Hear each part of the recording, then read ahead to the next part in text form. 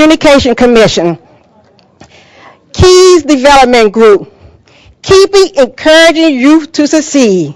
And that's what we're going to do here today, this morning at the FCC. We're going to try to encourage you to succeed as you get older. Okay? Is that okay with you? Somebody out here probably say, Federal Communication Commission. What is that? Before I tell you what that is, I'm going to ask you if you have a cell phone. I believe probably everyone sitting out there have a cell phone. Who have a cell phone? All right. Can you please put it on silence?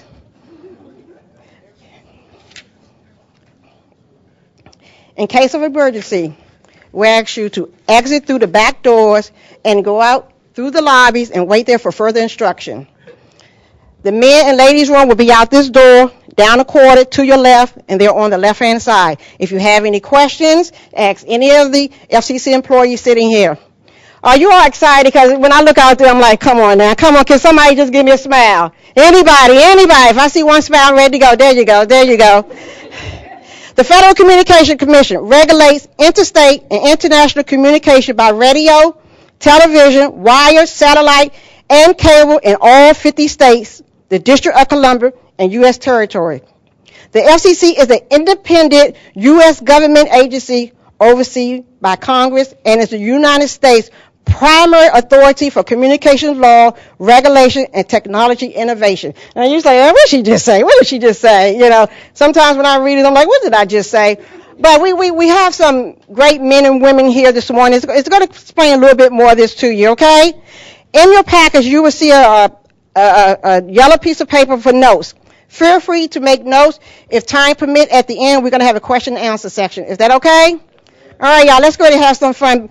We're going to ask Anita Day if she will come up and give us some open remarks. Anita Day is Assistant Chief Consumer and Government Affairs Bureau of the Consumer Affairs Government Bureau. All right, let's give Ms. Day a warm welcome. Come on, y'all. Loosen up. Good morning, everyone. It's really great to see all of you here. You are definitely the highlight of my week. The week's just started and you're already the highlight. So thanks for coming. We appreciate it. Thank you. So as Alma said, I'm with the Consumer and Governmental Affairs Bureau. It's a long name, but the mission is very simple. We take what the FCC does and make it relatable to you, to consumers. We make sure that you understand your rights in terms of telecommunications, and we get to do events like this, which is pretty awesome. So I joined CGB, which is what we refer to it, about a year and a half ago. Before that, though, I was with the International Bureau here in the FCC. So the International Bureau has a similar mission to what CGB does, only in the international context. We help people around the world understand what the FCC is doing. So it's usually foreign regulators, and people who work in other ministries to make sure they understand what we're doing. Sometimes it's to get them to do things the way we do because we think it's a better model. Sometimes it's because they actually want our help in designing a law because, we've been doing this for a long time and a lot of other countries haven't been doing it for a long time. So I have gotten to travel to, I've lost count, but it might be 15 different countries with my work at the FCC, so that has been awesome. And the best thing was that I got to speak for the United States at international meetings. Here I am, little old me, getting to speak for our country at these meetings. And it just blew my mind, because I started my career here, so I was really young when I started. And I was like, wow, they actually let me do this? So I got very, very lucky. But what I think is interesting about me, I don't know if you'll agree, is that I actually came to STEM kind of sideways. I'm not an engineer. I'm not an economist. I'm not even a lawyer, and you'll hear from a bunch of lawyers. This agency is full of lawyers. I am someone who did international communications as my master's degree, but my undergraduate degree was journalism. I wanted to be a sports writer. I wanted to write about the Orioles. Opening day is today, by the way. And just as a side note, this whole thing with the Nationals, like local, Johnny-come-lately team. That's not okay. My husband is a Nationals fan. Sometimes there are issues in the house about, who we're pulling for, but it's definitely Orioles all the way because I grew up in this area. So anyway, I wanted to be a sports writer. And so I did my journalism degree, but around junior year, I was like, I don't know about this. I don't know that I want to write about what other people are doing. I want to do things. So my parents had told me that I had to go to graduate school anyway. My parents are immigrants from India, and so the answer to everything for us is education. Get another degree. Just go get another degree. Even now, my dad is like, do you want to go get a law degree? Do you want to go get a PhD? I'm like, no, Dad, I'm done. Thanks. So I did get a master's degree, and so that gave me the room to pivot and get this degree, which was international communications. I went to American University. Oh, I should say, for journalism, I went to the University of Maryland, so I'm very local. So my degree, it was a lot of theory, kind of thinking about what other countries do in really broad terms. But it wasn't until I got here that I started really learning the nitty-gritty of what telecommunications is and the technical stuff behind it. So I think the moral of the story is that you can enter STEM in a lot of different ways. And to be successful in STEM, you also need a whole host of different kinds of skills. You need to be able to write. You have to have good reading comprehension. You have to be able to get along with people and work in teams. It's all sorts of stuff. And I excelled in those other skills. And I've picked up all the telecom stuff along the way. So that's what I wanted to share with you this morning. So I think I will look for Alma and let her hand it over to the next speaker. Thank you. Thank you, Miss Amita. I got so caught up with introducing you all, welcoming you all to FCC, until I forgot to say who I am. My name is Alma Hughes. I'm with the Consumer Education Outreach, Consumer and Government Affairs Bureau. I'm a Consumer Education Outreach Specialist. I'm here to do some outreach to you, and that's what we're here today. So I apologize for not introducing myself. But right now, we're going to bring up, and these next speakers, they're going to tell you a little bit about them, how they got to where they are, and what they're doing now, what they might do later. Mr. Jeffrey Newman, he is an engineer. He's the chief engineer of the Media Bureau, and he will be talking about his role, his career, engineer, and the importance of curiosity. So let's welcome Mr. Jeffrey Newman. Thank you.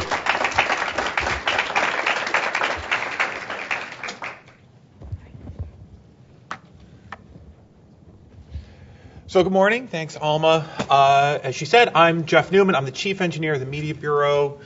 And Anita kind of gave you a little bit of the lay of the land. The FCC, we do communications. That's huge. So we break it up into kind of chunks that make sense. International, that's the foreign governments. It's also satellites, because we have to agree with everybody else about that. Wireless, that's your cell phone people. Wireline, the internet cable that comes into your home. Regular telephones, if any of you still have those. I'm in media, which is TV and radio. We're those guys. And even within media, we break things up. So we've got a big group of engineers, which is where I started, economists, policy folks, radio people who hopefully will be following me. Yes, talk to the radio guy next. TV, all of that. All those people work for the bureau chief. I work for the bureau chief.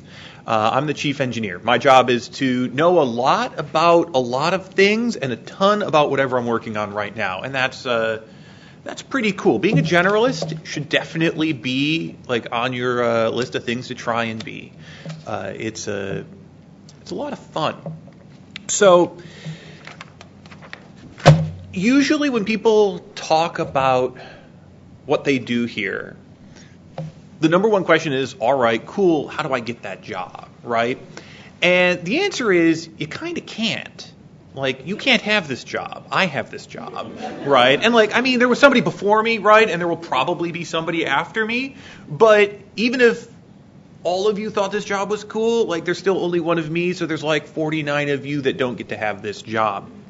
And that's okay, because what I really wanted to say, the most important thing, right? Anita didn't come to STEM straight in. I did. Like, I really liked the science and the math in high school, and I went to college for engineering. The most important thing as you go through school is to just find everything interesting, whatever it is. Be curious. Curiosity, right? This idea that you want to understand what's going on in the world around you. Like all of this, like the world that's right here and like the whole wide world, like everything that we're in, like all of that is connected. All of that is a system that was built, that is made, that people run. Just all of this, like the carpet came from someplace, like the walls, the TVs, those projectors, right? They're all engineered, right? Or they're all agreements amongst people. Like, yeah, material scientists, like somebody made that screen over there. But also like what we're doing. Like I got a boss, like I have this job where I've got to look at stuff. CGB, they're putting on this show today, right? Your teachers who are trying to, give you, like, teach you guys, how to be successful in life and how to have something to go forward to. Like, we're all doing this thing, and that's all a system that works together. And a lot of times, kind of most of the time, it's not that great, right? Like, the whole world is kind of not that great. And that's what being an engineer, that's what being curious is all about, is seeing when the stuff is kind of not that great and trying to make it better. Whatever it is, right? The chairs are not that great. Somebody designed those chairs and the foam and the seats and everything. Like if the chairs are not that great and that's what you see, like you can make that better. Or you can do big problems, like sometimes politics, not that great, right? The traffic coming down here, like traffic, kind of not that great. Like the big problems, the little problems. And if you see the world, right, if you can pay attention to how all this stuff comes together, then it doesn't matter if you get this job or not, because every job is interesting. I have this job because I started here at the commission, and that was the only job offer I had out of college. Like, that was it. Like, when they said, do you want to come and work here? I said, yes, please. I want this job. Now, later, in fact, I'm originally from near Detroit, so I was in the moving van moving all my stuff down here. I got a call that said, hey, do you want to come and work in Redondo Beach, California, 2 blocks from the Pacific Ocean, designing satellites? And I was like, I really wish I could, but I feel bad. I should take this job. But you know what? If I'd said yes to that, that'd have also been cool. Because the whole world is full of interesting problems, and solving them is fun. Like, that's what we do. That is what STEM is all about. And so it doesn't really matter what it is that you work on. Right now, my main project is what's going to happen after the incentive auction concludes. So the incentive auction is this huge, huge auction where we're trying to buy TV stations and sell them to the wireless industry, but you can't just sell them one for one because they're totally different things. And everybody that's left, we're making them move. And my job right now is to figure out how to take about $1.75 billion of money that we've got and give it to these TV stations to build what they've got to build without them ripping us off. That's the basic plan, right? How do we figure out how to get them the money they need without them just stealing it from us? Because that would be more or less what they want. And like, that's a cool problem, right? I didn't go to school for that, but it just happens to be the problem I've got right now. And there are engineers that are working on this because it's TV stations. There are accountants that are doing things. There are lawyers. Oh, God, there are lawyers. There's many. I am, in fact, a lawyer. I went to law school after I came here. I didn't go to law school right out of college. But all these people are coming together to try and solve this problem that people have sort of solved before, but nobody solved it for us and never quite in this way. And, like, when that's over, I'll do something else. I'll just go on to the next problem. And maybe it'll be really cool. Maybe I'll do this sort of future of television stuff. Or maybe I'll end up revising some survey that people have to fill out. And that's cool too, right? If you can sort of see the ways the world is broken, then everything is interesting to fix. It doesn't matter what you end up doing. See if there's anything else in my notes. Anita referenced this, the most important class I probably ever took was 7th grade English. That was the very first time I had a teacher. Her name was Mrs. Blatnick. This is the last thing I'm going to say. And it was the very first time I ever had to write well. That's the most important. Everything else, the math, the science, accounting, whatever it is that you do, all that stuff's interesting and fun. And if you find it interesting, that's awesome. Go do that. But every single job, you got to write. It's really kind of annoying, but you have to. And being good at writing is the key to being able to just breeze through all this stuff, right? To be able to do what you want to do, you got to be able to write it down, it turns out. So Peter Doyle's going to come up next. He's going to talk to us a little bit about radio. There's another one of those things that if you don't think about it is basically magic, right? But it's actually engineering. It's all put together. People invented it. They made it work. Now there are tons of people who make it work every day. And all of that, just listen to the speakers that are coming up after me. Listen to what they've got to say. See if any of it sounds interesting. See if that's the sort of stuff you want to tackle. And, keep an open mind. And one day you'll probably be up here, giving one of these little speeches about how you get paid to do interesting things. Actually, you probably won't be behind this podium, but you might be. So, thank you.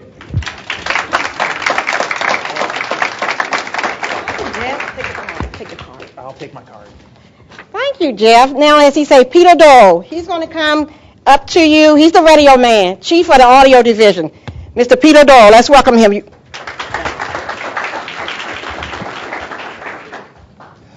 Good morning. I am Peter Doyle. I am the chief of the audio division, which is part of the Media Bureau, which Jeff is also associated with, as he explained. The audio division is about 50 people. It's about 20 lawyers, about 20 engineers, about 10 support staff. There are about 25,000 radio stations in the United States. We are the most over-radioed country in the world. I think if you put the rest of the world's radio stations and stacked them up, we would still have more than everybody else combined. So we're a very, very busy shop. I need to give you a 1-minute history lesson on radio. Does anyone know who invented radio?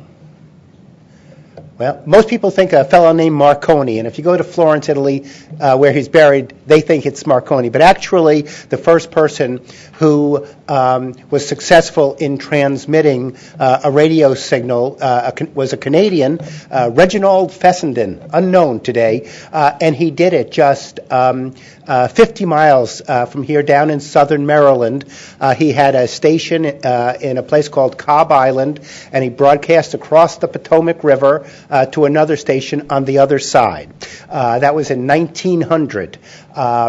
In 1906, Fessenden did the first transatlantic communication from the United States over to England. And on Christmas Eve, I just love this little story. On Christmas Eve, 1906, he sent out to the radio operators in ships Christmas music and a Christmas program. So just imagine you're a radio operator and all you're hearing is dots and dashes. And then through your headphones comes the human voices, piano playing, speaking. Must have been an amazing thing.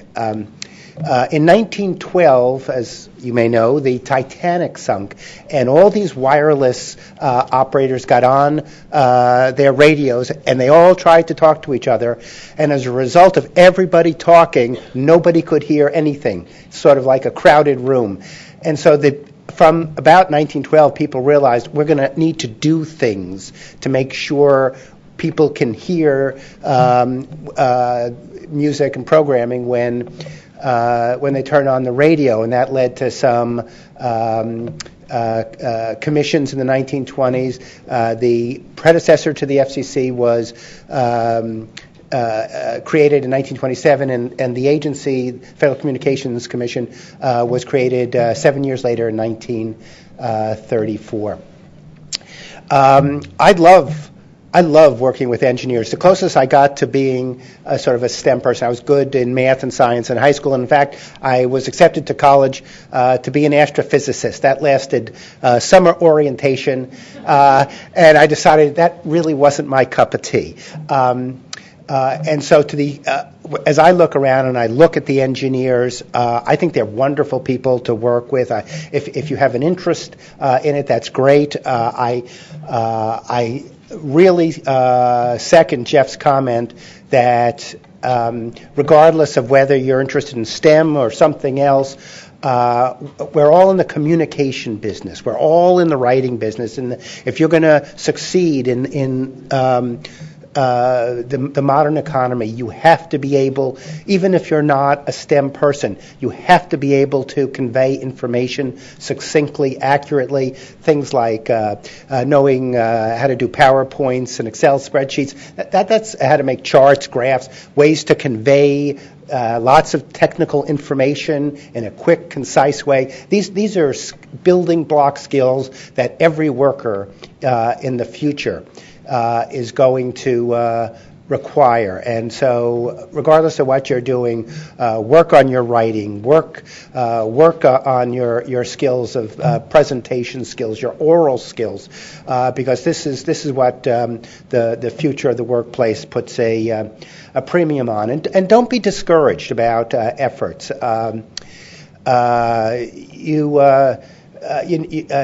One of my views is success in life is 90% perspiration and 10% inspiration. So working hard is really very, very important. And in time, I guarantee if you work hard, you do get better. And it's you'll find as you go through life and different jobs, you like things, you don't like things. I only graduated from law school at 34. I've had a great legal career that I've really loved. I worked at two law firms before coming here. But I pursued a path of doing things I liked. I happen to like philosophy, so I got a bachelor's in philosophy, got a master's in philosophy, worked up on the Hill. You look back in your career and it seems so inevitable, but really it's just your career is like an outer branch on a tree, and you get there through twists and turns from the main trunk, and you're never quite sure how it's going to work. So I encourage you to sort of figure out what you like to do and really pursue it hard. Let's see. Let me tell you, to give you a sense of what we do. Let me give you a real-life example. There's a commission initiative to promote community radio stations, local stations, low-power FM stations held by community groups. And we needed to figure out how much spectrum was left for these stations, because radio's been around a long while. If you're in a major market like Washington or Baltimore or New York, most of that spectrum's gone. But we had no way to quantify how to make that happen. And so our engineers are very clever and use some very powerful tools to figure what to do. So we created for every city. We created a grid of about every kilometer, about every half mile, about a 20 by 20 mile grid using 961 points. And we looked at the FM dial is actually 100 channels. We call them channels.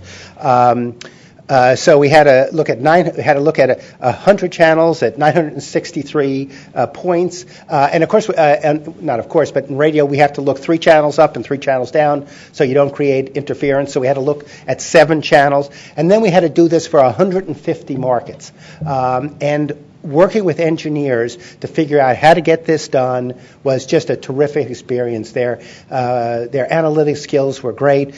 We ended up making over 100 million calculations to figure out where these community radio stations could go, where they couldn't go, what sort of rules we needed to protect their licensing opportunities. And it couldn't have happened without the great engineers that I work with. Let's see. Do I have any other gems to? Well, I can tell you this, that there is an insatiable, if you are interested in STEM programs, there is an insatiable demand. We are constantly striving to get adequate resources. You want to be the people who have these skills and who are dispensing these resources. It makes, I think, probably for a much nicer day. And the next speaker you're going to hear, Christine Calvosa, is actually the person who gets to decide who does and who doesn't get those resources. So that's the job you want. Thank you very much.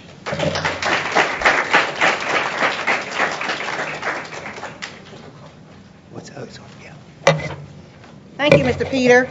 And as he said, the next person, Ms. Christina Calvosa, she is the Deputy Chief Information Officer of Technology and Resilience. Also, Christine was one of DC's top 50 women in tech 2016. Let's welcome Christine Calvosa. Good morning, everybody. How are you? Can you hear me? Good. How are you? Good. Come on, how are you? Thank you. All right, so first off, I'll start with how many of you guys have used a computer? Come on, raise your hands. Come on. I know it's all of you, right? All right, how many of you own a computer? Okay, all right, that's good. How many of you built a computer? Just one? All right. How many want to build a computer? Let's try that. Okay. All right. So, as Alma mentioned, my name's Christine Calvosa, and I have a long title, so I'll just shorten it for you guys. It's DCIO of Technology and Resiliency. So what does that mean, right? So as Peter mentioned, my responsibility, and really the responsibility of my entire team, because first lesson in anything is everything has to do with teamwork, right? So there's no I in team, right? Everything's about team. So the first thing that part of my job is to ensure that all the computers, anything that is used within the commission, that all our stakeholders use, all of our employees use, is meeting all standards, and everybody can work on it with no problem, right? So part of my team's responsibility is to deliver the computers, the desktops to the users who work here day in and day out, who create the policies, who write the documents, et cetera, et cetera. So when Peter talks about writing and Jeff talks about writing, that's our responsibility, to deliver the computers. So for those folks who actually want to build computers, why are you building them? How about using them? Why do you use it? Anybody?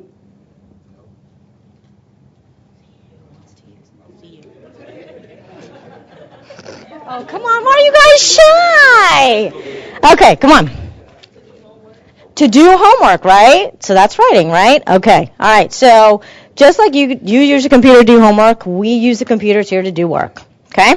So part of my entire team's job is a couple key things, right? So I talked about we deploy the computers out to everybody to make sure that they can get their job done.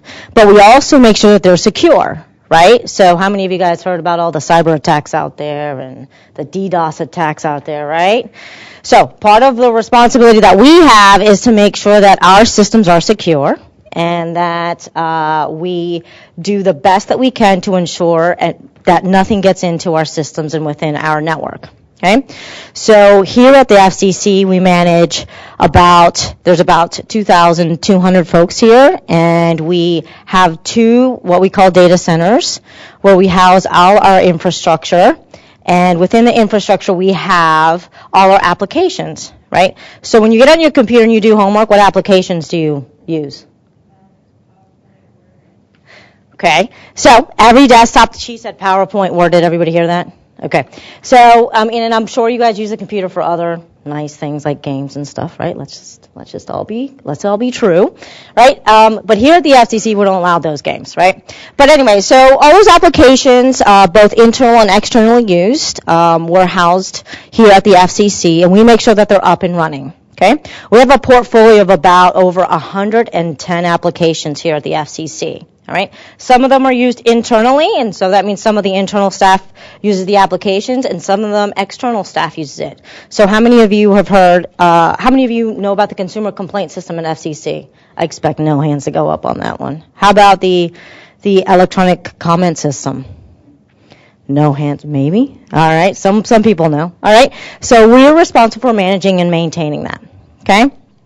Now, the team is built out of 4 main areas within technology and resiliency. So we have our IT operations and maintenance staff. So they're in charge of the service desk, deploying hardware and software out to the field and into our user base, and then support for our applications. Then we've got what we call cloud engineering. So we have a team who does engineering and who, when someone has a request or a requirement, they go out and determine what the best solution is for that requirement. And FCC has moved largely to cloud computing. Now, how many of you know what cloud computing is? It's like, say that again? Saving data on a computer? Sort of.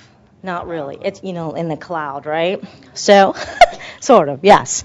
All right, but so instead of actually housing the systems here and the applications here, we use and leverage a service that's in the cloud, right? And that's built up of multiple computers and systems, right? And then the other part of the team is responsible for security. So I mentioned just a little bit ago about security, right? And so all the applications and the systems that we have here at the FCC, we want to make sure that they're secure and that we're proactively making sure that they're secure. So there's one team who's solely responsible for ensuring the security of our systems, okay? And last but not least, there is, I think I mentioned, did I miss anybody, Doc? I think I got everybody. All right. But most of all, I think the big thing here that I want to mention is that technology is a completely team, it's completely about teamwork and the team, right? So one thing we try to do here is lead by example. So if you can take away anything, you take away that you lead by example, right? So my responsibility is to manage and lead a whole team. Well, I need to be able to do that myself and do the work myself so that I can lead by example, right? Take initiative, right? When there's something that you want to do or something that you think can solve something, take initiative and get it done, all right? And then last but not least, and one thing that I think Doc will talk a little bit about, who's up next, is customer service. So everything starts from a technology point with customer service. So you, day in and day out, when you are helping folks with their IT problems, it has to do with customer service and understanding what their problem is. You'll get those frustrated people who say, this doesn't work, the blue screen of death, right? And so you have to start by asking the question, what happened and how can I help you, okay? And so I know my time is up. But that is technology and resiliency in a nutshell. And the next person who's going to come up is Mr. Doc Williams, and he is part of the IT team who is responsible for service desk support.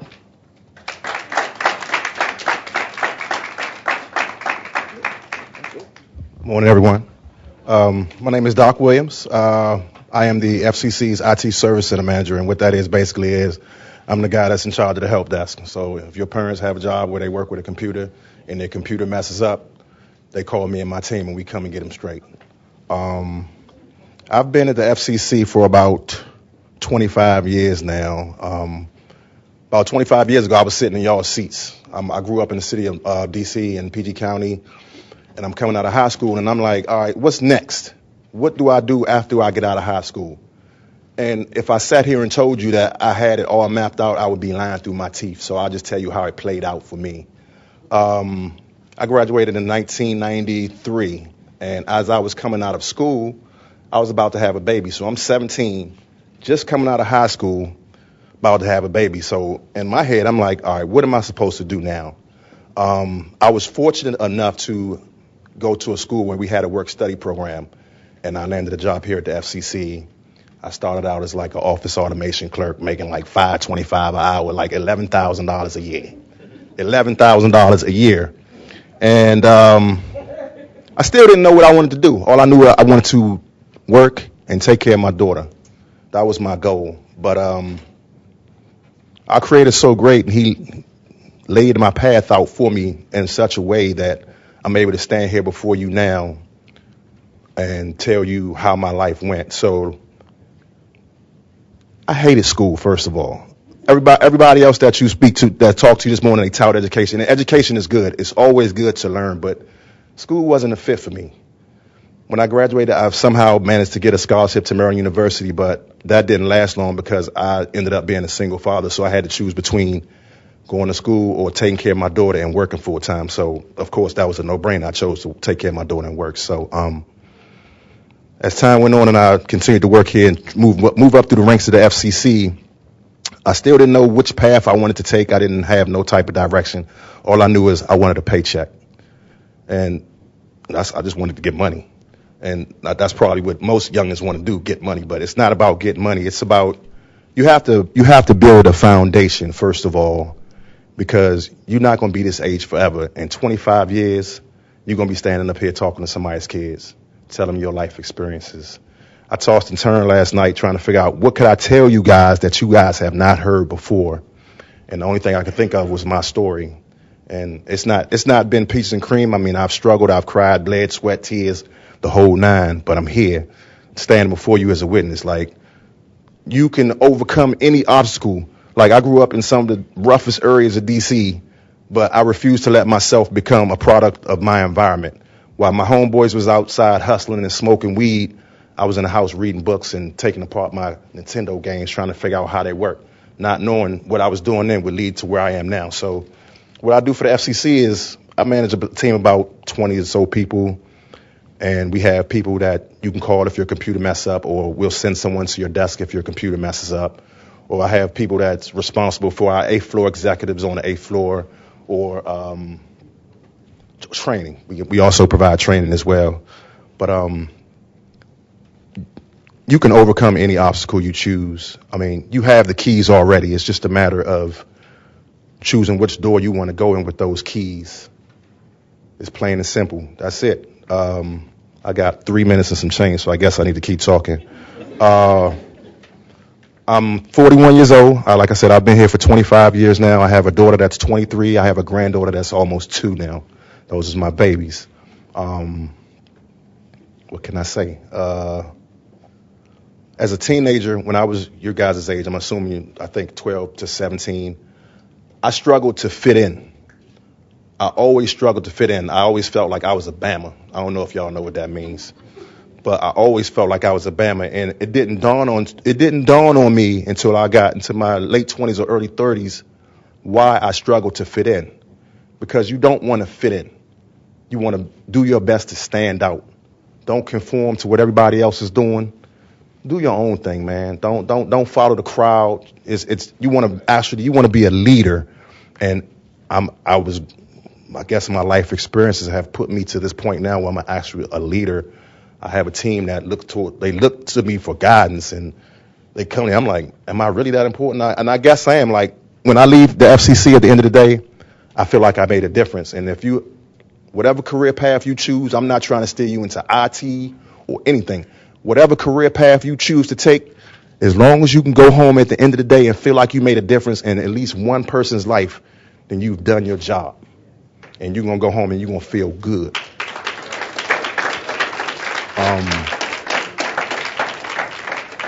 When my man Dre asked me to speak, I was like, man, I would be more than happy to speak. Because like I said, I was sitting in these same seats, didn't know what I was going to do. All the guys I came up with, they either dead or in jail. They're gone. I'm standing here as a living testimony to you that you can do anything you put your mind to. But there are keys to it. So you got to, I ain't no religious person. I ain't going to say I'm a spiritual person, but you got to have some type of, whatever you feel created you, stay true to that. Whether it be Allah, Buddha, whatever it is. And also respect your elders, your parents, because your parents they telling you things now, you might not want to hear it, like, man, leave me alone. No, they planting seeds into you, and those seeds are going to eventually grow and sprout, and you're going to see firsthand, like, man. And I guarantee you'll go back to your parents and you'll say, Mom, Dad, you were so right, and I thank you for dropping that seed on me, because I done it. And my daughter actually did it, so that makes me feel good. But yeah, I'm glad to be standing in front of y'all today, man. I do appreciate y'all coming. I needed to do this, and so I hope I reach somebody. If anybody want to holler at me about IT when we're done, I'm sitting right over there. I got 39 seconds. Any questions? All right, I'm done. I'm gonna cut it short. Thank you for your time.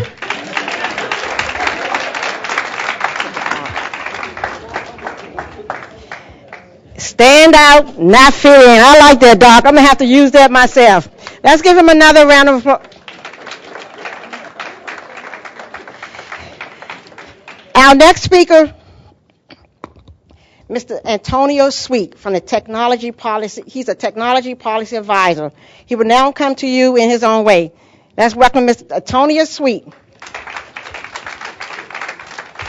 Thank you.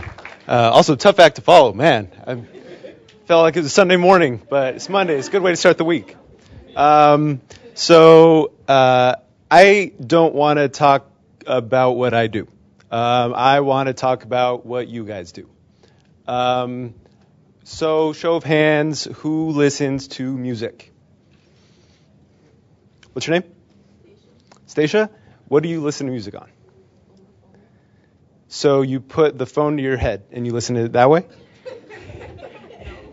What do you listen to it on? What kind of headphones? Like the ones that came with the phone? The white ones? So the Apple headphones? Okay. Who else has a different pair of headphones than the ones that came with the phone? What's your name? Yeah, what's your name? One more time? Vernon?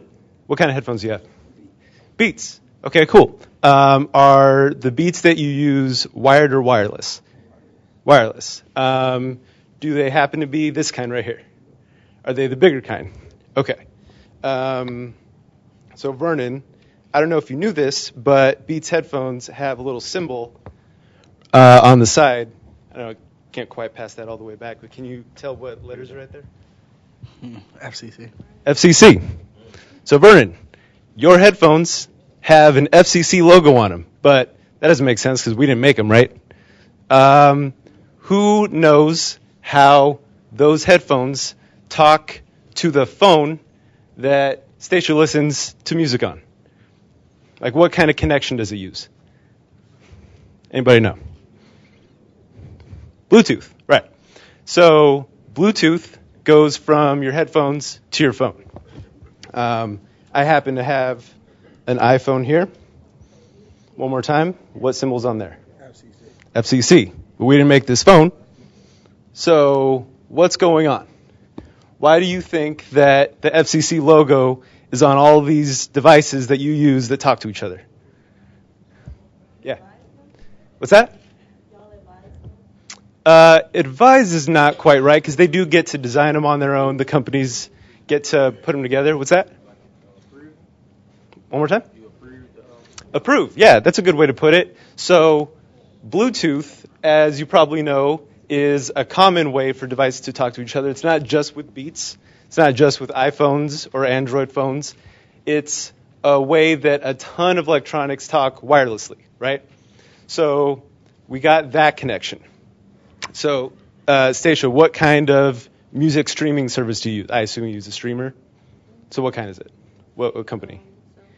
SoundCloud. All right. So when you open the SoundCloud app, it's your account, right?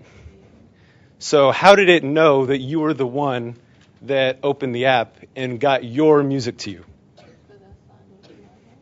Right. So you put in some information about yourself to get the songs that you had been listening to, that you picked out, you curated, all that. So there's a bunch of database work that went on at SoundCloud, right? Or at Spotify, or at Apple Music.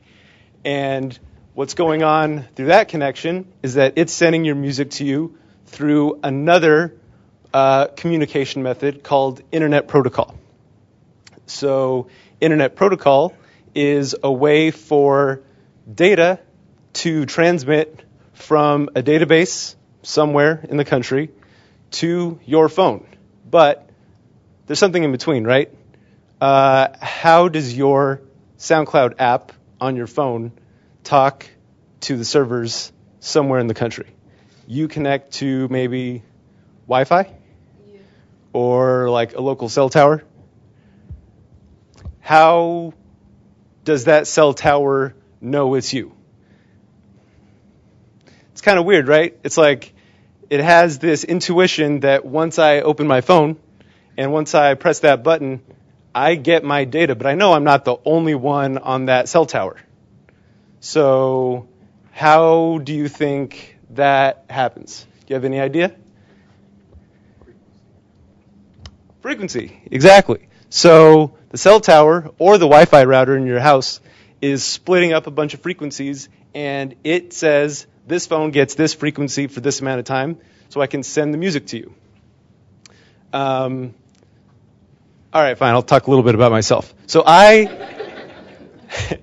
used to be an engineer for Beats by Dre. I designed some of the headphones that you see, probably the ones that you wear. And since then, I've joined the FCC, and I've taken the work that I did there and have tried to work with a bunch of other companies on how to make these devices work well with you. And I actually think it's kind of ironic that we have this lineup of really old historic devices up on the stage over there, because it's all kind of fundamentally the same technology. In school, it is all math and physics. You have waves at different frequencies talking back and forth to different devices that have what these engineers call protocols. So it's a special language that the antennas in your headphones, in your cell phones, in the cell towers, and even on the back-end systems for these servers use to make sure that as soon as you hit play, your music that you picked gets all the way from their back-end servers through the internet, across the country, to the cell tower, to the Wi-Fi router, then to your phone, then to your headphones, without you even thinking about it. That's crazy, right? So, I have spent the last 3 or so years at the FCC flying around the country and around the world to talk to the engineers at other companies to make sure there's coordination and that everybody is contributing to the improvement of these technologies. So it's Vernon, right? Is there any issue that you have with your headphones? I'm not going to go to customer service. I don't work there anymore.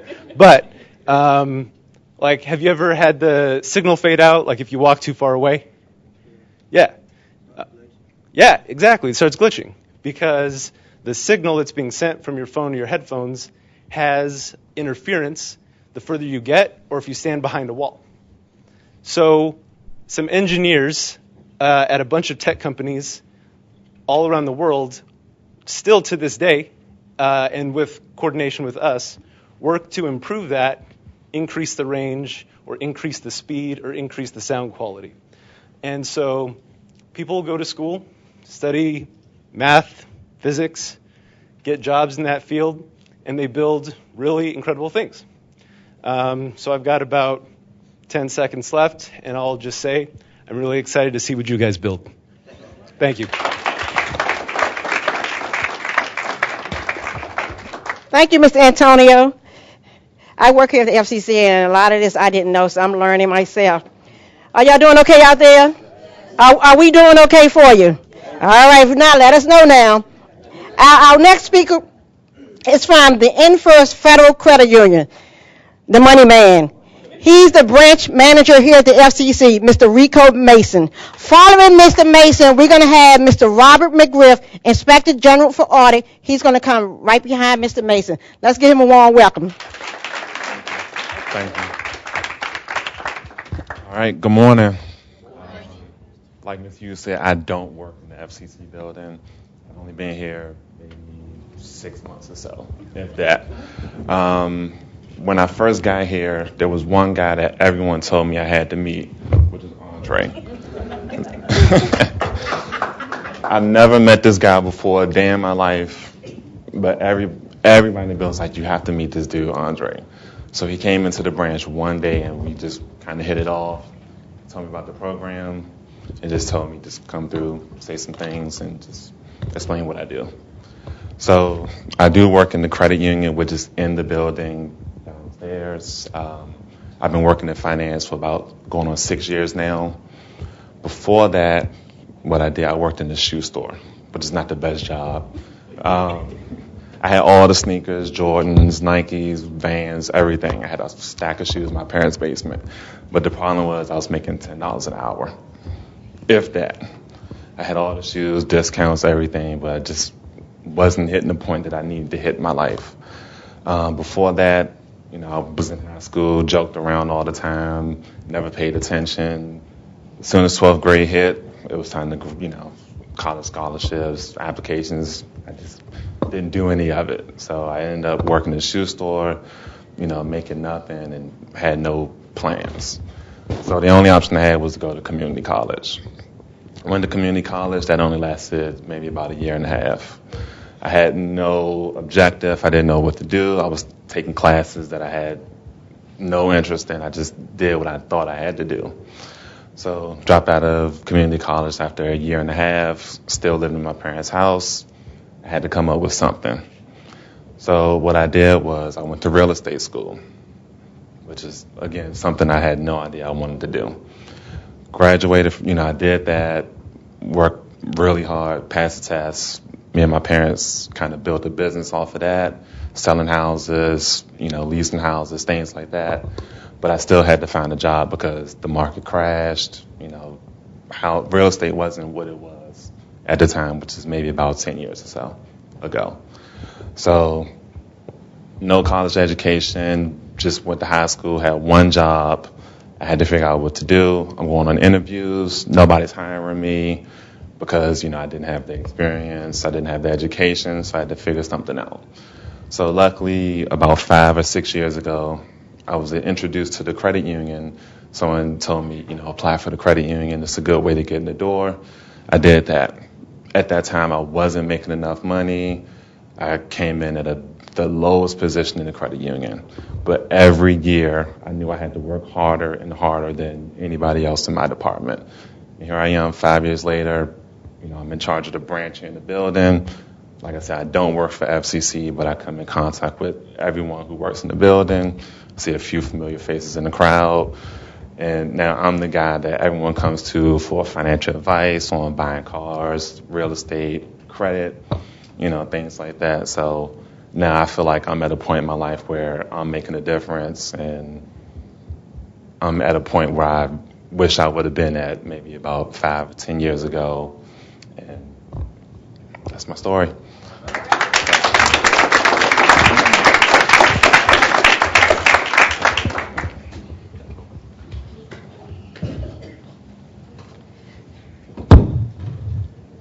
Let's greet Mr. McGriff as he come up.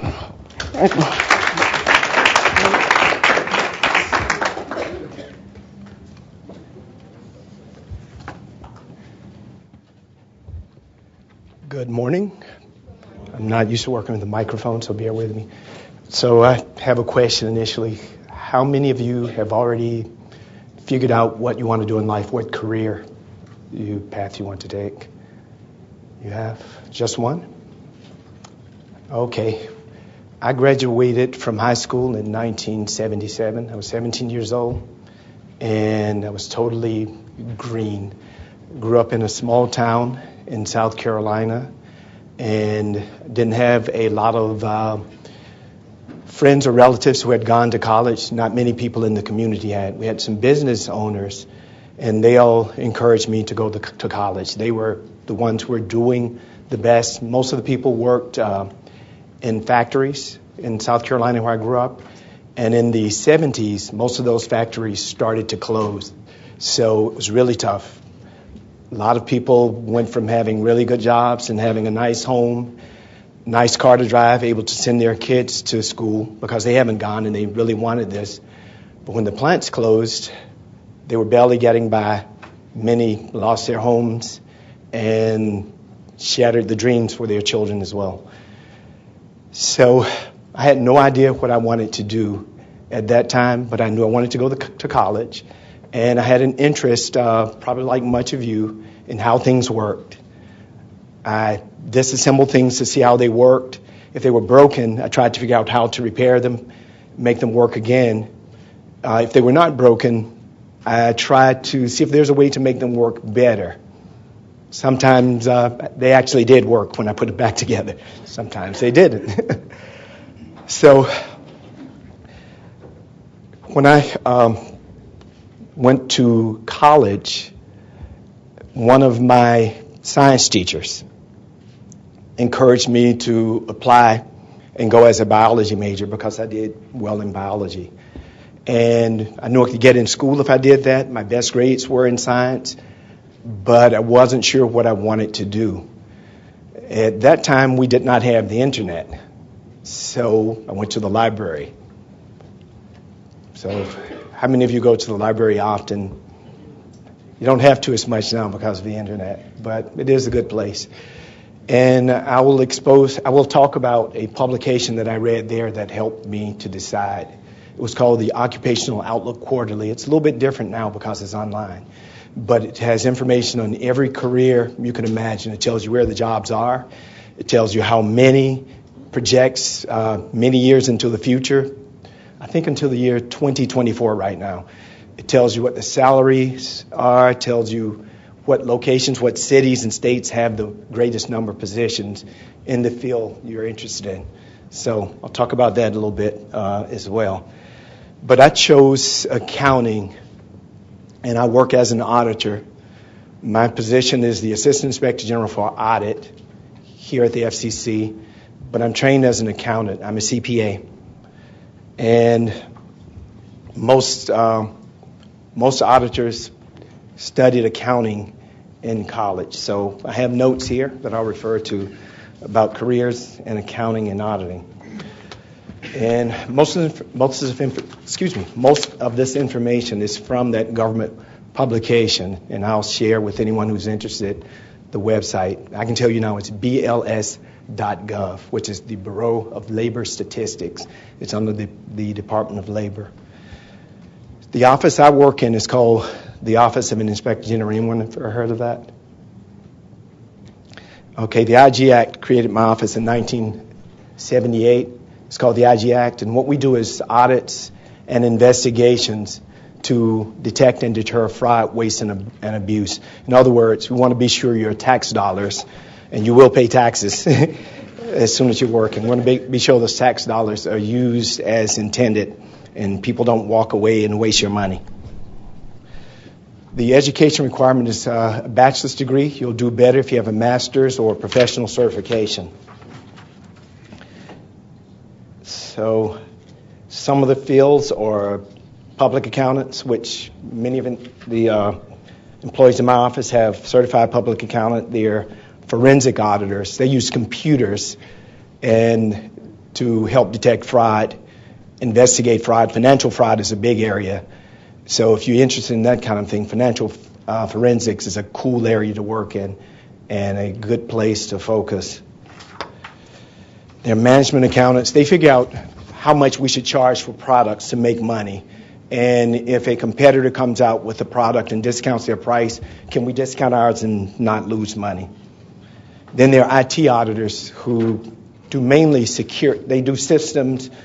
They test systems to make sure they're working properly, but also to protect against security hacks. We've all heard about that recently with the Russians hacking our election systems. They do that type of thing. So the important skills are analytical skills, and since you're STEM students, you have that. But a number of people encouraged written communication. Oral communication is good. Mine should be better. I'm used to talking to people much older. You're more challenging because you're very intelligent and pay attention. So we all want to know how much people make in accounting. The median, meaning half the people make more, half the people make less, is about $70,000.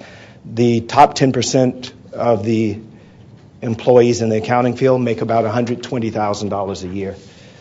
You can work in the financial industry, manufacturing, and government, where we all work. So I have just a little time left, so I'll share a few things. In deciding accounting, I did it because I could study anytime. I worked late at night. Some of the things I wanted to do required lab. I couldn't do that. So accounting, I could study anytime and still do well. I met a gentleman who was teaching a tax class. He invited me to participate in his tax class. And he said, you could get a job at the IRS, and you can travel, and you'll get a badge, and people will think it's cool. I said, okay, I'd like to do something cool. So I didn't work at the IRS. I did work for Defense Department, then Homeland Security, HUD, and now FCC. But one of the things I do have is the badge. The other thing I wanted was travel. I've traveled. I've worked in about 38 states. I've lived overseas for 6 years. And during that time, I was in Europe. I was close to a lot of other countries. So I visited 21 countries, some of them for work, some for pleasure. I visited additional states because they were close by when I was working. So I've been to about 42 states. I hope to make all 50. I'm going to probably retire in a year. And I'll see the others. But one other thing, my coworkers here wanted me to show you a photograph, and they said it would help me bond with you. When I was your age, I had a really big afro. And one of the things I said I would do when I retire, which will be this year or next year, is I would lock my hair, like some of the gentlemen here. Well, I don't have any, but a lot of you have great, great, great hair. So I enjoy that you are doing it. So thank you for giving me an opportunity to speak. I hope you will research BLS.org and research the careers that you are interested in. Can you say it one more time? BLS, Bureau of Labor Statistics. B as in Bravo, L as in Lima, S as in Sierra. .gov, I'm sorry. I said .org, but it's .gov. BLS.gov. And it's a wealth of information. I highly encourage you to do it, no matter what field you're interested in. But if you're interested in accounting, it's a great one. We have diversity. The pay is good. Travel is good. And you meet a lot of really interesting people. And anything you're interested in, I've audited every kind of company you can imagine. The learning I've gotten for pay, what I've learned for pay, there's no way I could get it in 2 lifetimes. So my time's up, but I do appreciate it. Thank you. Thank you, sir. We're going to be, our chairman is going to be coming down shortly, and as soon as he comes down, we'll introduce him. But in the meantime, we're going to ask our next speaker, Mr. Stanley, and I'm not going to pronounce his last name. I can mess up a name.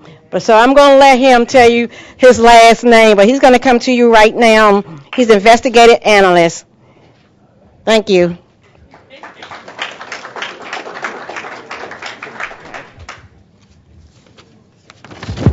Okay. Good morning, everybody. Good morning. How are you?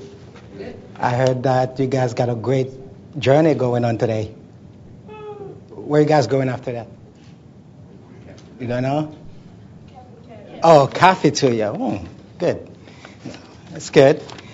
Anyway, my name is Stanley Nunez, and I am an investigative analyst.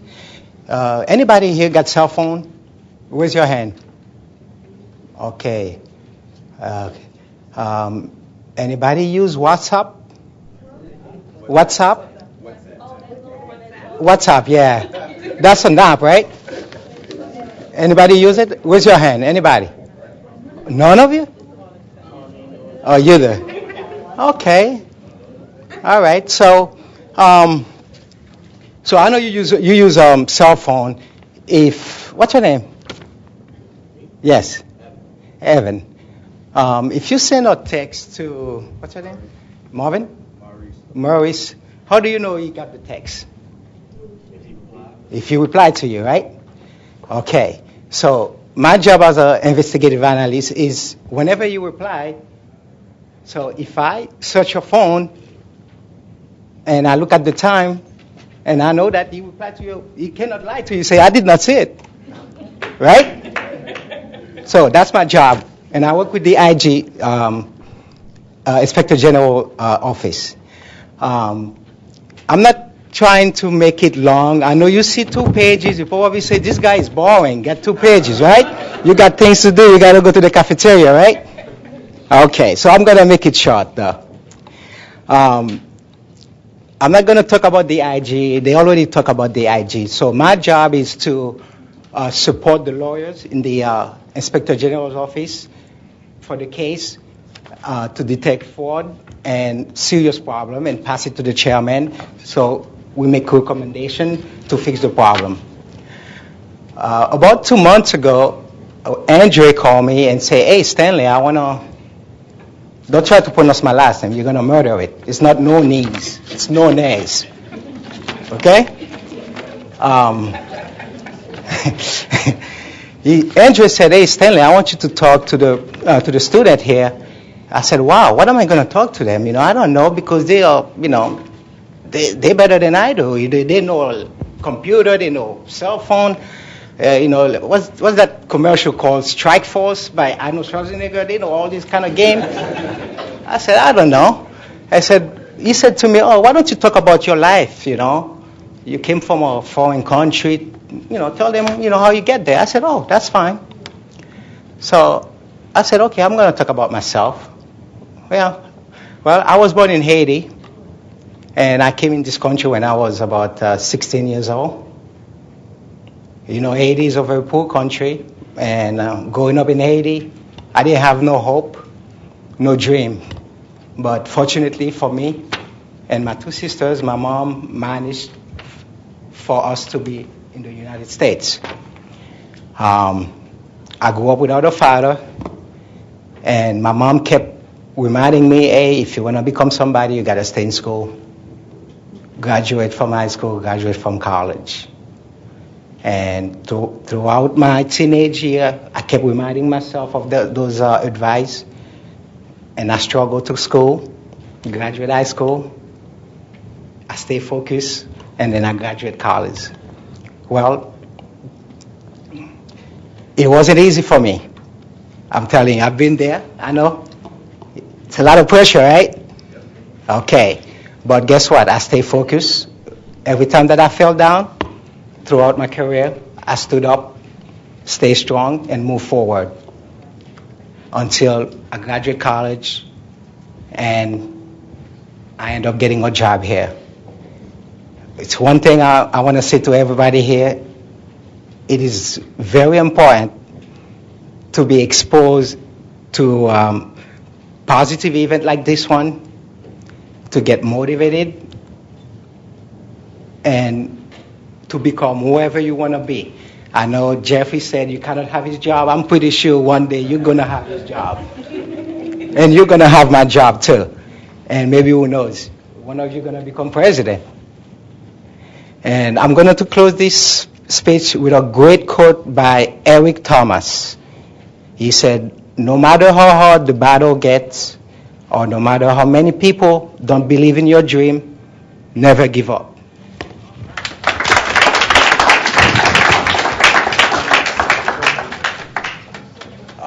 Thank you, Stanley. Now, ladies and gentlemen, our next speaker is the chairman of the Federal Communication Commission. He was designated chairman by President Donald J. Trump in January 2017. He had previously served as commissioner at the FCC, appointed by then President Barack Obama and confirmed by the United States Senate in May 2012. Chairman Pai is the son of immigrants from India and grew up in Parsons, Kansas. He now lives in Arlington, Virginia with his wife and 2 children. Ladies and gentlemen, let's give a warm welcome for the chairman of the Federal Communication Commission, Ajit Pai.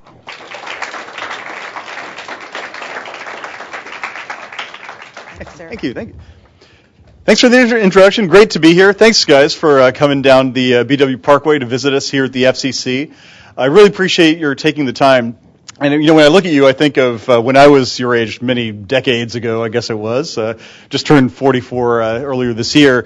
You guys are so much more ahead of the curve than I was. I still remember being 14, 15, 16, small, skinny, dorky kid with a half-grown mustache, kind of awkward, shy, didn't know what I was doing, where I was going, what I'd be interested in.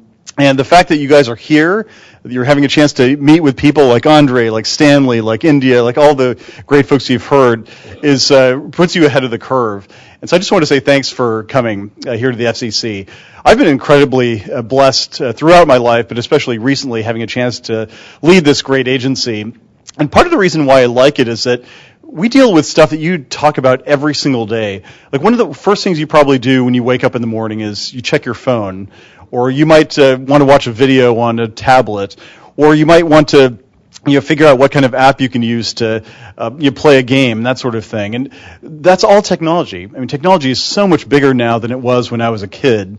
When I was a kid, it was 3 TV stations. It was phones meant a big phone that was wired into your wall. You didn't have the internet. It was a pretty different world, and now it's going a lot quicker. So you guys have a chance, if you're interested in science and technology and education and engineering and math, to really just make a mark in this field. And so I hope you do that. The other piece of it is that we need more talent in this agency, in this country, to be brought to bear. There are going to be a lot of people throughout your life, I'm sure, because I've seen it, and I'm sure my coworkers have seen it too, who are going to tell you that it can't be done, that things are the way they are just because. And we here believe at the FCC that the full diversity of this country is important, that everyone has a role to play. I mean, just listen to the story of Stanley. A Haitian immigrant, he would have had every reason to give up, but his mom instilled in him the fact that you don't give up. And this agency, this country, believed in him.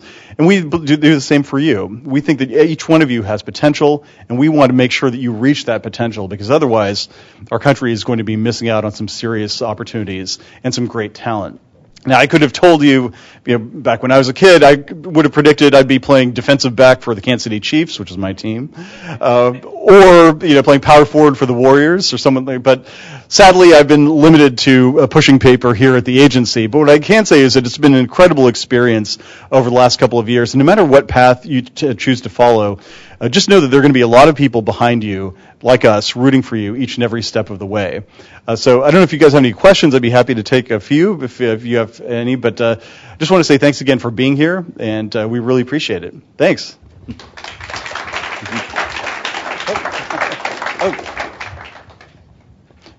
If you do have any questions, feel free to ask. A shy group. Yeah, hey, how are you doing?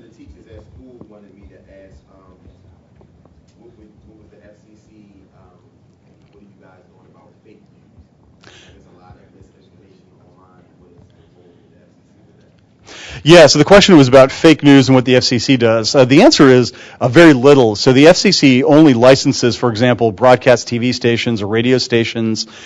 We manage mergers and acquisitions that involve the media industry, but we don't have a role in telling companies what kind of content they put on the airwaves. I mean, unless it's blatantly false. We do have a rule that says, for example, if you say, you're a TV station and you say, there's just been a terrorist attack in downtown Washington, and you know for a fact that's false, that's against our rules. But otherwise, we don't have a role in policing the airwaves. We try to embrace what's called the marketplace of ideas and let everybody broadcast and post things online as they see fit. Additionally, we don't have any jurisdiction over things like the internet in terms of regulating who says what and how they say it. So it's a pretty free market idea. But this is pretty unusual, by the way. Just other countries that I've had the chance to visit, you don't have the freedom to say whatever you want. I mean, whether you're a TV station or just an individual. And I'm always surprised when I see stories about, for example, Turkey shutting down Twitter because they didn't like some of the stuff that Turkish citizens were saying about the government. Or China deciding you just simply can't speak, that you're not going to have an outlet, and all you get is the government-approved news. The U.S. is pretty unusual in that we have this freedom under the First Amendment to say and speak and think and believe what we want to express, and that's something we shouldn't take for granted. There was a time in this country even when you didn't feel like you had all the freedom you had to speak, and over the years we finally come to appreciate, I think, that the First Amendment is what distinguishes us. What arguably is more than any other freedom, what makes us a nation, one nation under God, indivisible. And so that's something I'm really proud of. But thanks for the question. Yeah. Anybody else? Oh, okay. Oh, sure. All right. Andre. If you were right here in the middle, yeah. He's going to stand right there in between you all, and we're going to take a photo. You guys should just stand up so we all kind of look like we're in a group together. I think we'll lose you. If you don't mind,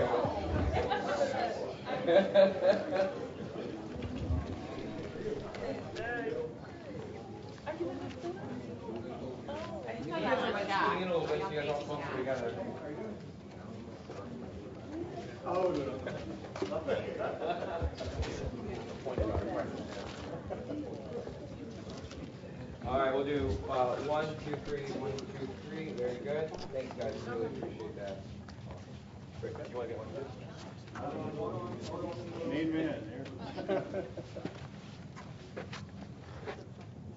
All right. On 3. 1, 2, 3. One more. On this one, I need us to say keys a little bit. On 3. 1. Oops.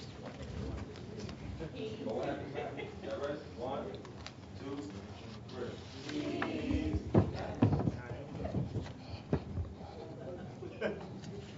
On 3. 1, 2, 3. Keys. Thank you. Thanks, guys.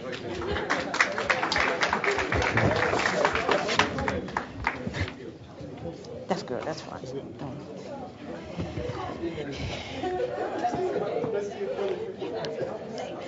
Thank you, Mr. Chairman. We are just about wrapping it up. We kind of waiting for our lunch to come in. It's on its way. So in the meantime, you hungry? I heard you. So the next to our last speaker, she's from the Media Bureau, Assistant Bureau Chief of Management. Let's give Miss India Malcolm a warm welcome, please. You all, let's smile at Miss India because she's kind of nervous. So let's help her out, y'all. Good morning. Yes, I'm not a public speaker, but I took some pleasure in figuring since you guys are part of this program, I can have some courage to speak to you. My name is India Malcolm. I work in the Media Bureau. You met a couple of my managers earlier, Peter Doyle and Jeff Newman. In a sense, what I do for my office, I manage the staff in the office. Well, I have a small staff of my own, which is about 6 employees.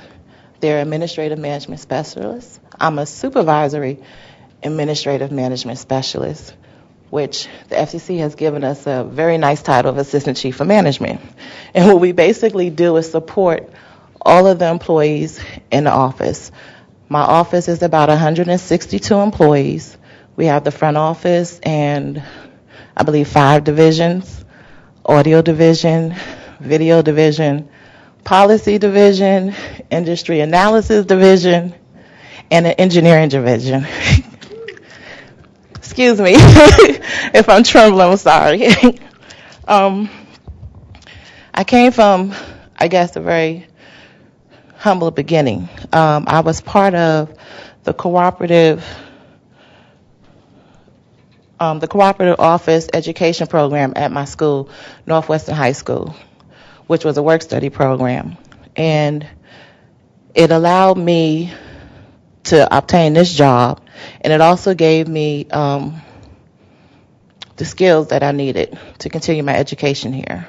I did not go to college. However, my experience, my training throughout my career here at the FCC is what brought me or led me to the position that I'm at today. I just want to, I guess, share a few words of encouragement with you guys. I know at the age you're at now, some of you may not know what you want in life, or you're still trying to figure it out. Be truthfully, as a grown adult, I'm still figuring it out.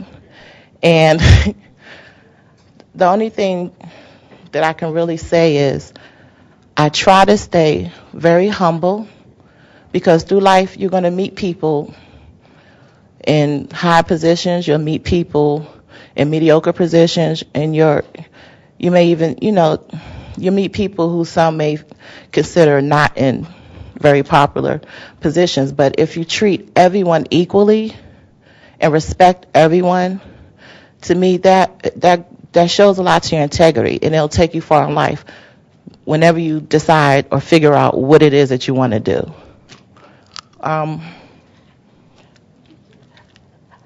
I don't want to speak the whole 4 minutes left. Thank you.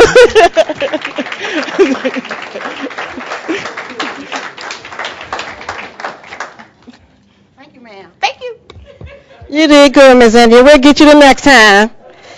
Okay, we're wrapping this up. Before the person who's really responsible for you all being here, Mr. Abdul Salam, is he? That's one of the men. He's responsible for you all being here. I want you all to give it up for him. Give it up for him, y'all. Give it up. We read your bio online, and you're doing a great job. It touched me, especially when I just love it when I see someone trying to help our youth, and I'm one of them. Now, the man who's responsible for you all coming here to FCC, I saw him. He used to work with the security, and he came on board with us, and I've seen him throughout the building, but for the last, I guess, month, I had an opportunity to work closely with him. He came in our first meeting with a lot of energy. I fed off his energy, although I'm an energetic person anyway, but I fed off his energy. It helped me. You know, when he spoke from his heart. You can hear it. And he is the one that got this all started here at the FCC, no other Mr. Andre Johnson. Let's give it up for him. Thank you. Can I hold on to that? Yes, I'm sorry. No, you're okay. I get your clean copy. You're okay. You're okay. Good morning, everybody. I really don't think I need the microphone. In fact, unless we're doing closed captioning, it's capturing it off that. First, I'd like to say thank you to Chairman Pai for coming down and giving some remarks. That definitely was appreciated, and I'd like to thank CGB for helping me put this together.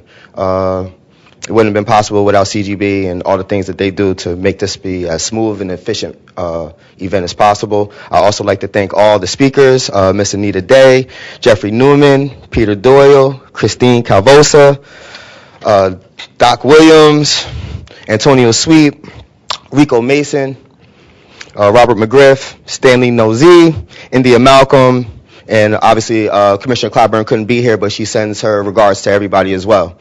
I work in the Inspector General's office as well. I've been working for the FCC for about 5 years. Before that, I was a security guard. I was one of those guys that was out there at that front gate to process and give you guys those V badges.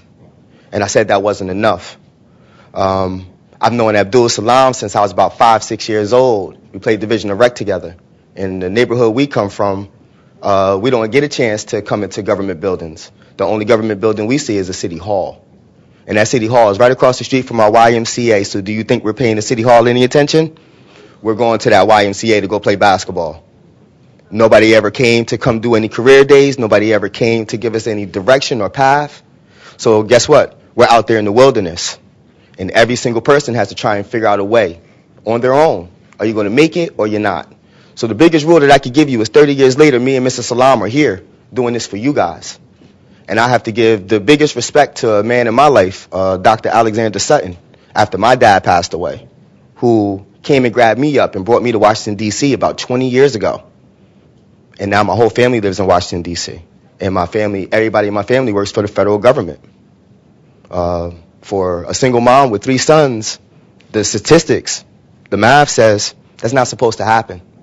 I'm the oldest of 3. I'm here. I want you guys to look at yourselves and realize that you're special. I find you guys to be special. This was so important to me to make sure that I brought you guys in here so that you guys could see some things that otherwise just seem like outside in the bubble. You know, we see TV, we see Capitol Hill, we see news, we see presidents, and they seem so far away from us. And they're not. And I live in Baltimore. So I'm a Waverly Village guy. And about 2.5 years ago, when the riots occurred, I heard you guys. And I picked up and I left my home in Prince George's County to come out there to Baltimore, to come live with you guys. So this has been a long time coming. So you guys are loved. I need for you guys to know that when you walk out this door, you're loved. Love yourself. More importantly, love yourself more than you love your friends. Some of your friends is going to go in a different direction. You guys have been here today. You have no excuse for going in the wrong direction now. No excuse. There's no more excuse. So every day when you wake up, realize today is another day for me to make the right decision. Make the right decision for the day. You don't got to make it for the next day. You don't have to make it for the previous day. Make it good for that day. And if you continue to put your head down and do not pay attention to what's going on in the world, pay attention to what's going on in your world. You control your world. You control your universe. You can do anything you want in your universe. People told me, man, you dream too big. You dream too big. Today is a confirmation of never is enough to dream too big. There's nothing I can't do, like there's nothing you can't do. So on that note, I just want you guys to believe in yourselves. I'm glad you guys were able to come and absorb this. It means a lot. And I want you guys to know that there's people thinking about you. So if there's people out there thinking about you, need for you to think about yourself. Everywhere you go, carry yourself accordingly and say, I'm about to be somebody. And today I am somebody. And in the future, it'll be your turn. So what I'm doing today is what some man did for me 20 years ago. He did something he didn't have to do. He took some time out to mentor me. And today, I'm doing that. So be the first in your family to succeed. Be the first in your family to thrive. Be the first in your family to break out that ceiling. Knock that ceiling down. Make that ceiling your floor. Be the first. But after you've been the first, that's not enough. Because if you're just doing that on your own accord, it'll die with you. After you get finished being successful and you have found yourself to being that person that you wanted to be, go grab somebody else and do the same thing that I just did for y'all. Go back and bring another person along. Because without that, it dies. And then we have to start this whole vehicle, wheel, all over again. But if each one does what they're supposed to do, I count about 50 kids in here today. That means 100 people should be blessed in about 20 years doing what they're doing in their worlds, in their universes that they're successful in. Am I making sense? Yes. Am I totally making sense? Yes. I pray I'm making sense. Because that's the key. Nobody's going to give you anything. You have to go out there and you have to get it for yourself. And when you do, don't be so big-headed that you don't turn around and pass it on to somebody else, because we all need help. Take advantage of the help that you get. Be thankful and blessed for the help that you get, and then pass it along, okay? On that note, we're going to make sure that we get some pizza. We're going to eat up good. We got some little antiques and stuff that we're going to do, and then after that, we're going to get on that bus, and I'm going to take you guys up to Capitol Hill so you guys can go see who our bosses are. So I hope you guys have had a great time today at the FCC. And enjoy the food. And I'd like to say thank you again to all the speakers and CGB.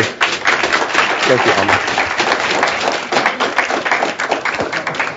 While they're setting up over there, you know what, you all, we have been giving everyone else a round of applause. Give yourself a round of applause. I think you all were a great group.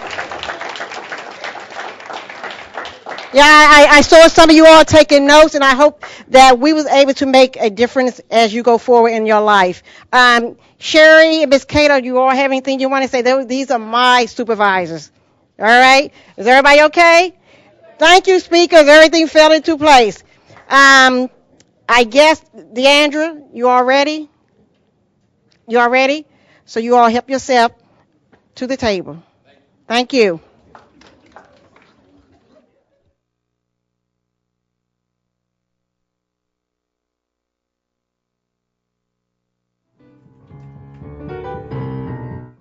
Mr. Salam? Yes. Can I have your attention for 1 minute, please? Just for 1 minute.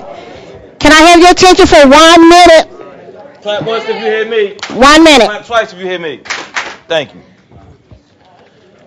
I just want to, I'd be remiss if I didn't offer a consolidated thank you to you all. I know that you all have a busy schedule. I know you all have deadlines to meet. I know that you all could be doing something selfishly for yourselves, for your advancement of your career at this time. So with that, on behalf of K.E.Y.S, behalf of my scholars, our staff, we know the energy, the finances, time it took to prepare this. We want to thank you from K.E.Y.S from the bottom of our heart. It takes experiences like this, so you know. This program is part of K.E.Y.S BRAVE program. So BRAVE stands for Bridging Realities, Advancing Visions Every Day. Bridging Realities, Advancing Visions Every Day. And we take our young scholars on trips like this so they have the exposure continuously. This is not a one-time trip. This is not a one-time effort that they have committed themselves to being a part of. On Saturday, they were actually a part of, some of them, a financial literacy program where Keller Williams Real Estate Agency and Harbor Bank came in. So they're trying They are committed. That was Saturday at 9 o'clock. They woke up at 8 o'clock to be there. So they are committed. So once again, we thank you, and we press on for you guys to continue efforts like this. Once again, thank you from K.E.Y.S.